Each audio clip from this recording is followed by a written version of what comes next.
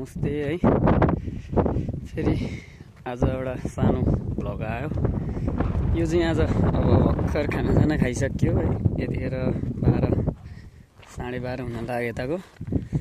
र खाना खाइसकेपछि हामी यो फेरि अब चुत्रो टिप्ने ठाउँतिर जाँदैछौँ, ब्लुबेरी।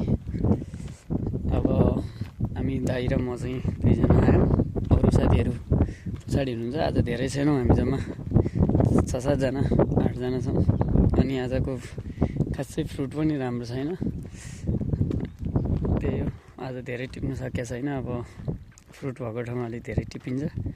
आज चाहिँ लगभग थोरै टिपेछ। यो चाहिँ पाक्न बाँकी भएको यो है, पुरै ब्लुबेरी नै हो यो पनि।